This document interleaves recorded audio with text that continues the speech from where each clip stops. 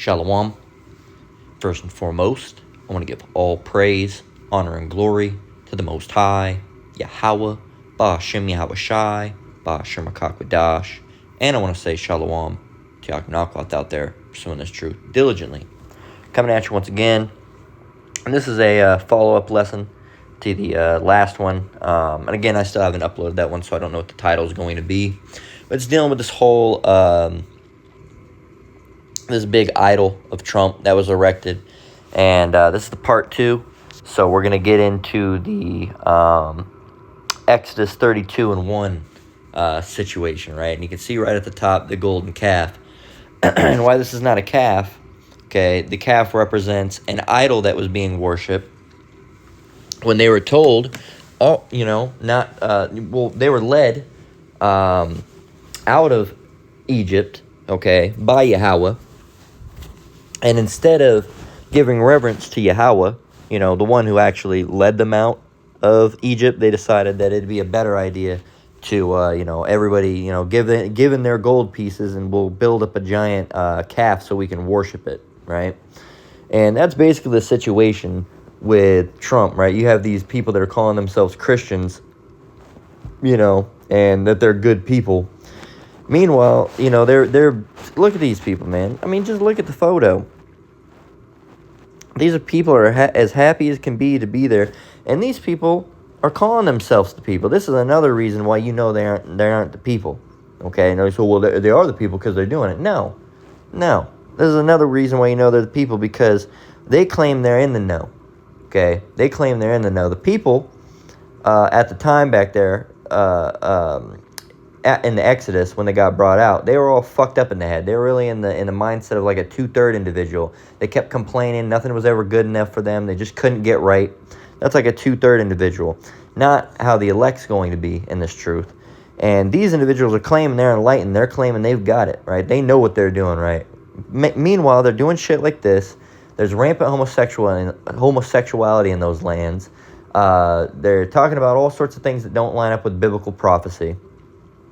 It's evident and clear that these individuals are not who they say they are.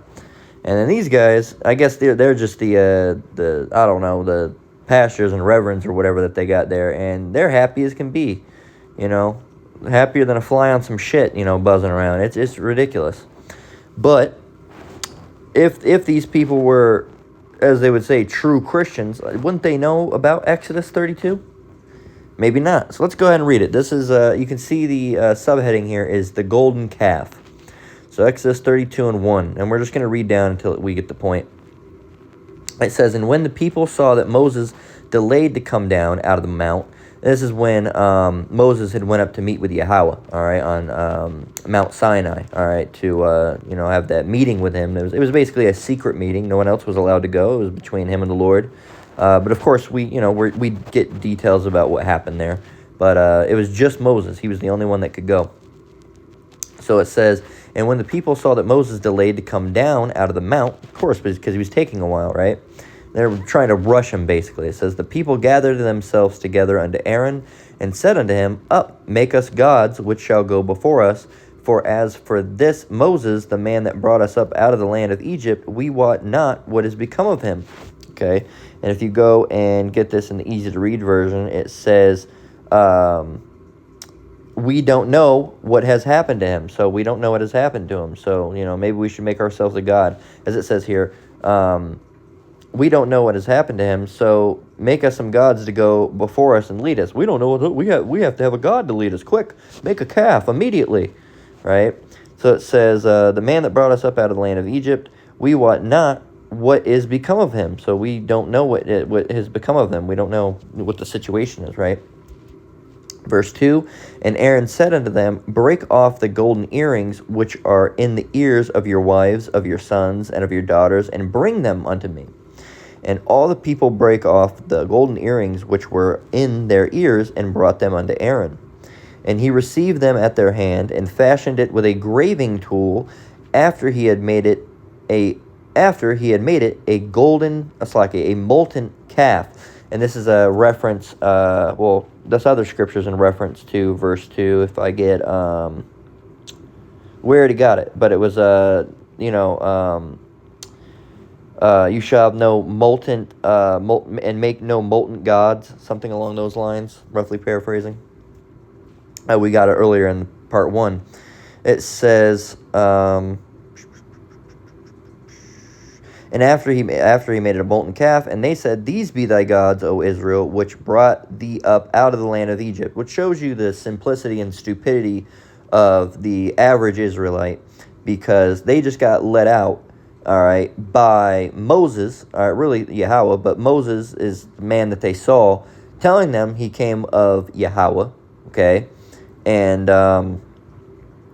they, or was that at this time? Yeah, I am hath sent. Let me see.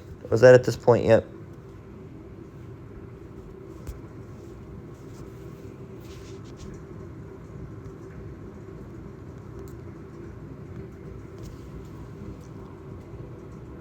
Yeah, Exodus 3 and 14. Okay, and yeah, so that was already done, right? I was like, it had to have been, but I wanted to make sure. So it says, And Yahweh said unto Moses, I am that I am. And he said, Thus shalt thou say unto the children of Israel, I am hath sent me unto you. And I am in Hebrew is, he is, because he's only I to himself. I am I to me, but someone else was calling me, and they say, oh, he was over here. I'd say, oh, I went over there. Someone else would say, he went over there. So he is Yahweh, okay? That's that in ancient Paleo-Hebrew, the original Hebrew. And that's when Moses was asking, who should I tell them that you are? Okay, and I need a name, right? And that also shows you the importance of the name, Bishop Nathaniel.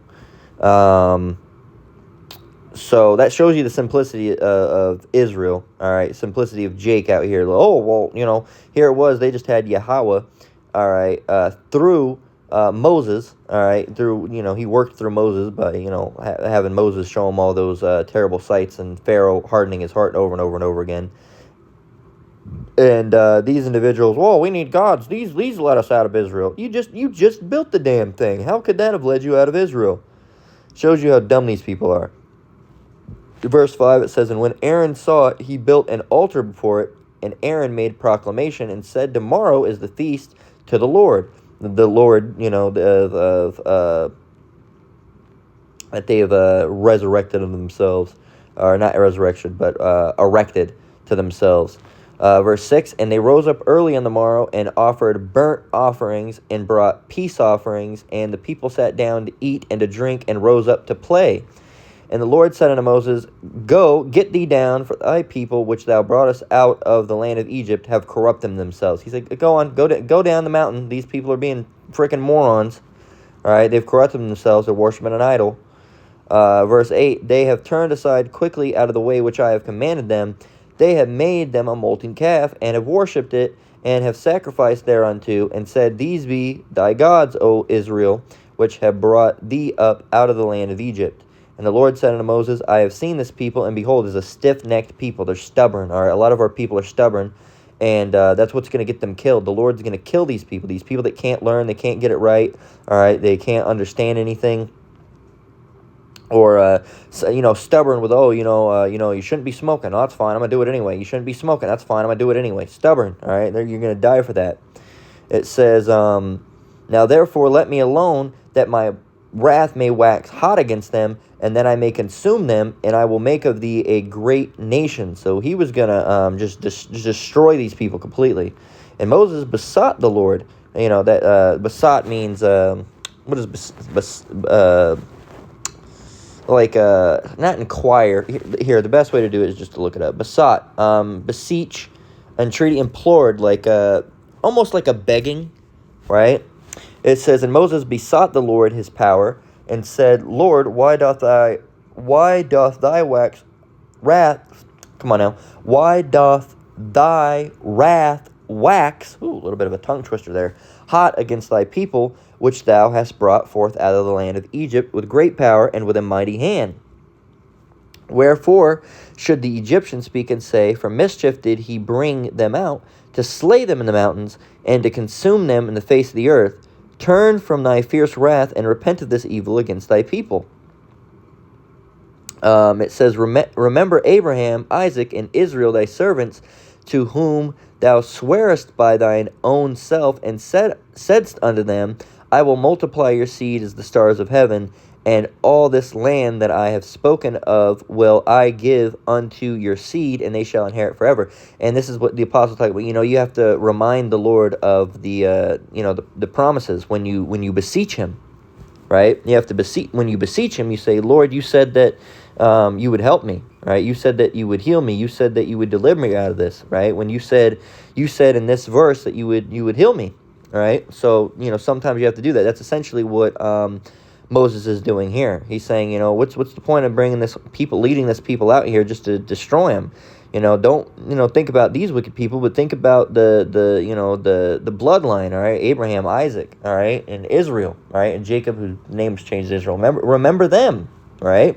They were good, all right? These people are just messed up, but remember the rest of the people that are actually, decent individuals. It says in verse 14, the Lord repented of the evil which he thought to do unto his people. And Moses turned and went down from the mount, and the two tables of the testimony were in his hand. That's the two tablets that made up the commandments. The tables were written on both their sides. On the one side and on the other were they written. And the tables were the work of Yahweh, and the writing was the writing of Yahweh graven upon the tables. It says, and when Joshua heard the noise of the people as they shouted, he said unto Moses, there is a noise of war in the camp. And he said, it is not the voice of them that shout for mastery, neither is it the voice of them that cry for being overcome, but the noise of them that sing do I hear. And it came to pass, as soon as he came nigh unto the camp, he saw the calf and the dancing, and Moses' anger waxed hot, and he cast the tables out of his hands and brake them beneath the mount. So I've talked about this. He got so pissed off that he broke them. All right. You ever been so mad you threw something? Well, that's what Moses did. It says, and he took the calf which he made and burnt it in the fire and ground it to powder and strawed it upon the water and made the children of Israel drink of it. And now, how he exactly destroyed it, who knows, right? Who knows? It doesn't necessarily. It says he burnt it in fire and ground it into powder. So I guess melted it down essentially, and then once it was melted down, just ground it up into powder and just So it said in 21, and Moses said unto Aaron, What did this people unto thee, and how that thou hast brought so great a sin upon them? And Aaron said, Let not the anger of my Lord wax hot. Thou knowest the people that they are set on mischief. For they said unto me, make us gods. So Aaron was making an excuse. All right, and that's why he lost the position that he did. It says, and they said unto me, make us gods, which shall go before us. Well, you didn't have to do it, right? It says, for as for this Moses, the man that brought us up out of the land of Egypt, we wot not what is become of him. He said, well, they told me to do it because they didn't know what happened to you.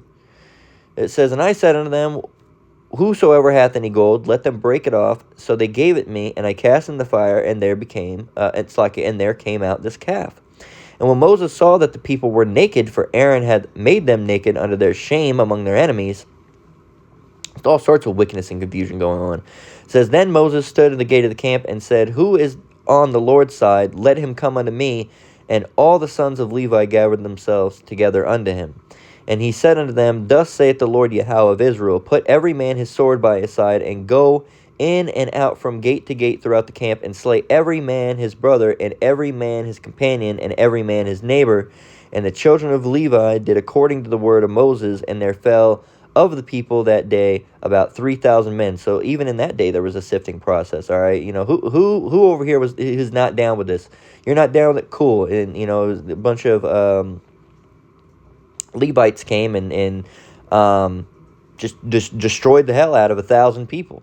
All right, 3,000 people, excuse me. It says, for Moses had said, consecrate yourselves today to the Lord, even every man upon his son and upon his brother, that he may bestow upon you a blessing this day. And really, that was like the 2/3 being destroyed right there, right? But and there's still, those people come back. So, the people today, they're going around doing the same shit. So they're going to be destroyed again. Generation after generation just getting destroyed, never getting it, right? But once we're in the kingdom, they will fully get it because the law is going to be written within our inward parts, okay? So they're not going to be able to go off like that, all right? They'll finally be able to be right after generation to generation, reincarnation after just being fuck-ups. It says, and it come to pass on the morrow that Moses said unto the people, Ye have sinned a great sin, and now I will go up unto the Lord. Peradventure I shall make an atonement for your sin. He's going to say, I'm going to go and figure something out for your sin and make an atonement for you. And I'm going to go back up, right? And Moses returned unto the Lord and said, Oh, this people have sinned a great sin, and have made them gods of gold. Yet now, if thou wilt forgive their sin, and if not, blot me, I pray thee, out of thy book, which thou hast written. He said, look, please forgive these people. If not, you can just blot me out of the book, right? And the Lord said unto Moses, Whoever hath sinned against me, him will I blot out of my book. Therefore now go, lead the people unto the place of which I have spoken unto thee. Behold, mine angel shall go before thee. Nevertheless, in the day when I visit, I will visit their sin upon them. And the Lord plagued the people because they have made the calf which Aaron made. Now, Aaron, I said earlier about the punishment with Aaron. Open Vivaldi. What punishment came to Aaron after the golden calf? I believe he got a demotion of some sort. If this is what I remember.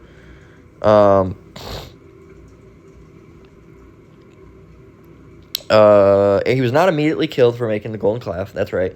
But he faced severe divine anger, the death of 2 sons, and eventually the forfeit of entering the promised land. Moses' intercession saved him from immediate destruction, but he faced long-term consequences, showing you that it's not immediate destruction, all right?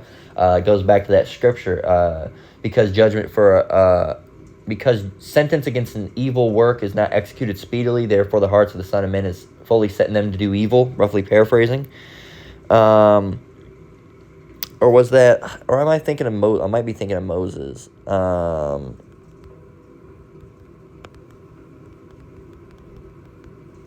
Yeah, that was the, yes. It was, I'm thinking of Moses. But Aaron did get consequences as well. But yeah, it was the consequence for disobedience. He showed a lack of faith and failed to sanctity. He's forbidden. That's right. He was forbidden from leading the people into the promised land. And then, of course, Aaron was forbidden from entering into the promised land. Who superseded Moses in the leading? I can't remember who it was. Joshua. That's who it was. Joshua. So I always get them confused with that part. I always get Aaron, his situation, confused with Moses' situation with the rock. No, so Moses struck the rock. All right, so he ended up getting in trouble for that. Aaron, of course, was in trouble because of the situation that happened with the calf. And then, the power switch went over to Joshua, and he superseded Moses as the leader of the Israelites because of Moses' disobedience. Okay, so there you go.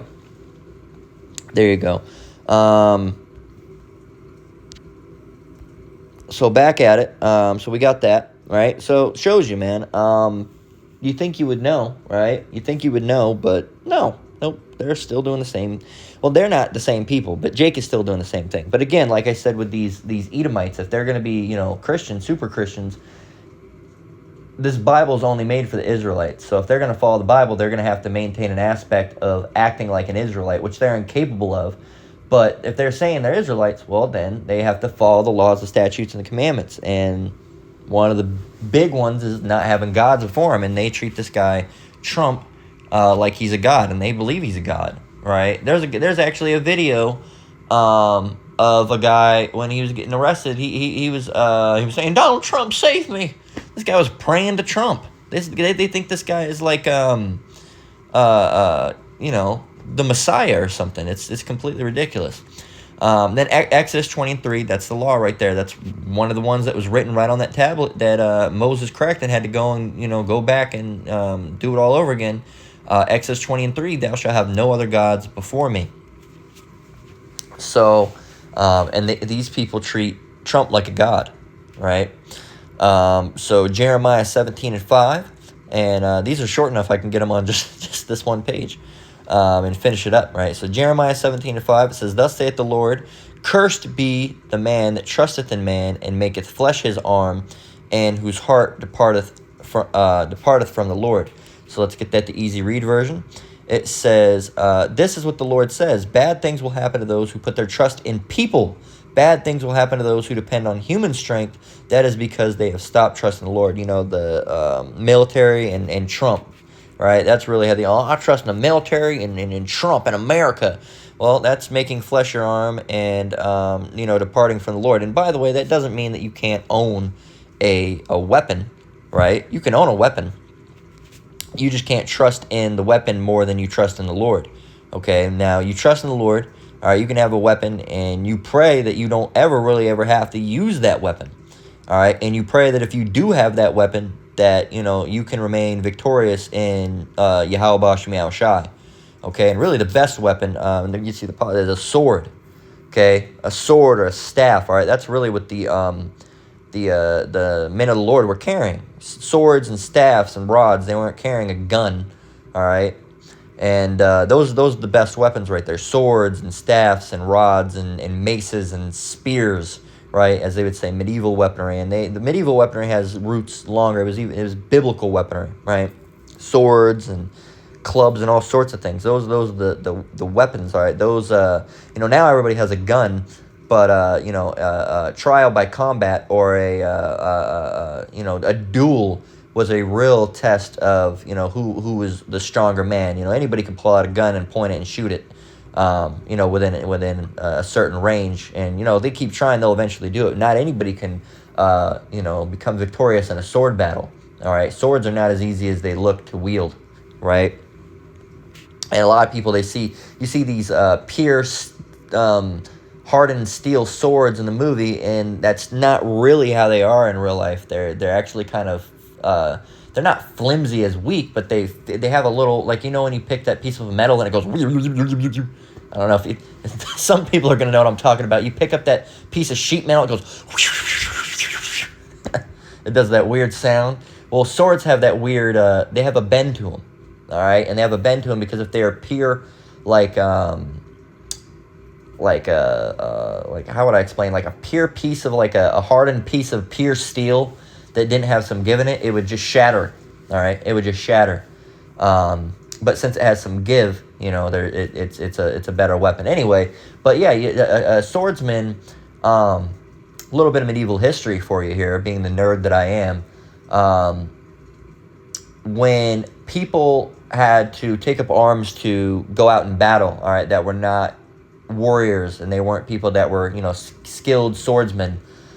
They were not given swords. All right, say the king had there was a battle that was coming to land. There was a battle that was coming to the castle. All right, and they were going to be besieged, and they had to basically everybody take up arms. All right, the bakers, people that were not trained swordsmen, people that were not trained in combat. They were not trained militias, but they were bakers. They were tradesmen. Leather workers, all right? They weren't specialized in the art of combat. They were not given swords, okay? They were generally given, 9 times out of 10, they were given spears, okay? 9 times out of 10, they were given spears. If not spears, some type of polearm, like a staff, all right? Or another one, I don't know how, they could have been given a glaive. Or a lot of people at the time, even, farmers and stuff, they were using scythes, all right? Or axes were very common as well, battle axes and stuff like that. So they would take axes, it's caveman level, like an orc in those games. I see, man, I slash, right? You slash with an axe. Anybody can use an axe. You just slash at it, right? That's it. Not very effective against armor. That's where maces come in, and blunt end weapons are that would, crush armor and cause internal bleeding, because of course, the all the armor was meant to protect against jabs and stabs and stuff. Like chainmail, it protected against slashes, all right, and to some degree stabs, all right. And then you have plate armor, which of course was pretty much immune to both. So you had to come at them with war hammers or cudgels or maces, all right, morning stars, things like that, to absolutely just decimate that armor and try to break that armor off. Blunt weapons, right, to try to cause blunt force trauma, right, hit him in the head with a war hammer. And it's not like a sword, it's like being hit in the head with a fucking rock. It's gonna rattle your shit and get you dizzy, and then keep hitting him enough, it's gonna start causing brain bleeds and shit. But anyway, a little bit of a fun, nerdy medieval history for you. Swords are very advanced, all right? It takes many years to learn how to use a sword. So, farmers and stuff, and when they were under siege and they had to take a battle, they used primarily axes, polearms, various sorts, mostly spears. Matter of fact, even in the king's army, when you first got on there, a lot of time leading into battle, you would start with a spear, all right, and you'd choose a weapon to specialize in. Some people would train in a mace or other different things, or archery or whatever. You hear people talk, in the movies you see flails, which is essentially, it's like a mace. It's got that stick with the chains, and it's got the two balls on it. That's like a mace. Those were almost never used. Those were almost never picked. Those were an option.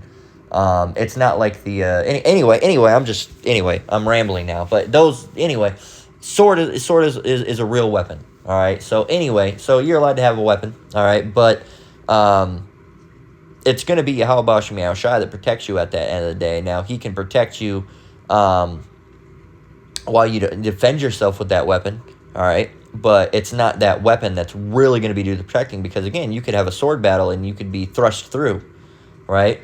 So it is an extra layer of protection, but it's all through Yahweh Shem Yahushai if the outcome for you is victorious, right?